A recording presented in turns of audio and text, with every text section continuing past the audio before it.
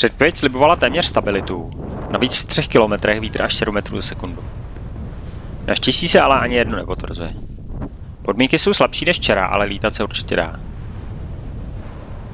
Startuji v předpolednem a vytočím 150 metrů nad start. Ale víš, tom nejde, tak se i s touto výškou vydávám ke skalám, i když obvykle tam lítám až 200.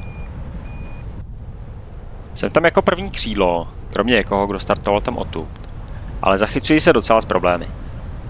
Pomůže až Hauso, který přiletá chvíli po mně a nachází pěkný dvojkový stoupák.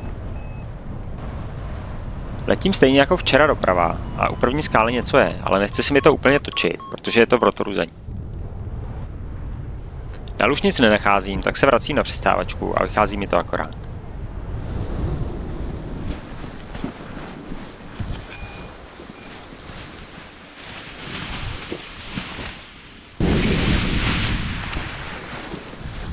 Na druhý pokus se chci podívat ke skalám vlevo vzadu, kde jsem ještě nebyl.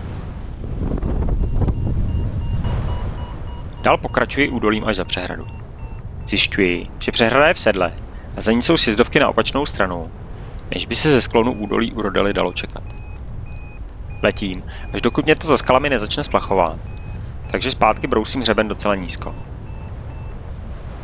Moc to u něj neklesá, ale i když narazím na nějakou bublinu, tak se v ní nedokážu zvednout. Přijde mi, že těsně u svahu je to taková jistota, ale pořádné stoupáky bývají spíš kus od svahu. Tam si ale s malou výškou netroufám.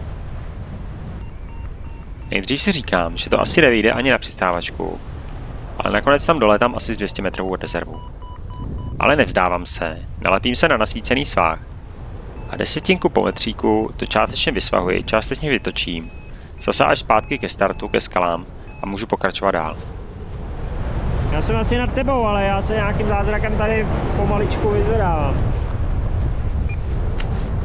Pro mě to tam hrozně zklamalo v jednom místě. Tam prostě na kousku ztratil asi 300 metrů. Tentokrát jsem letěl údolím doleva a byla to nádhera, teda letěl jsem kolem takových skal, kde jsem ještě nebyl ani včera, ani nikdy předtím. A bylo to krásný, dalo se dobrat asi ty 3 kiláky. Teďko třeba jsem skoro 2,9 a letím vlastně jakoby proti větru a letím 35, takže ten 7metrový vítr vůbec se nepotvrdil, což jsem teda rád. Někde pak, když jsem letěl zpátky, tak jsem letěl třeba jenom 20, ale to bylo tím, že v tom údolí na některých místech to bylo narychlený, takže tam to nešlo, ale protlačil jsem to zpátky.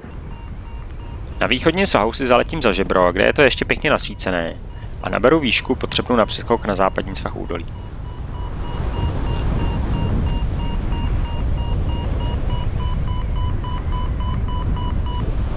Tyhle, tak to jsem si myslel, že bude přesně naopak, ty vole. Ten mi ale vůbec nevíde. Přes údolí to klesá 2,5 metru za sekundu a když konečně dolétám ke svahu, kde to včera večer pěkně chodilo, tak mě to spláchne ještě víc. Vzdávám tedy plán na protažení a úpiluji zpátky. Plánem na protažení jsem si přidělal ještě jeden přeskok údolí, ale pak už to jde dobře. U svahu to je sice nepochopitelně turbulentní, ale jinak dobře drží. Na 3 kilometrech ztratím asi jen 100 metrů, ale až na přistávačku si netroufám. Stačí mi přeskočit jedno žebro, ale nevím, co je za ním, tak to radši zapíchnu dřív. Neuzavře se mi kvůli tomu trojúhelník, ale bylo to samozřejmě správné rozhodnutí. Ode dneška jsem nic nečekal, ale nakonec jsem si to skvěle užil.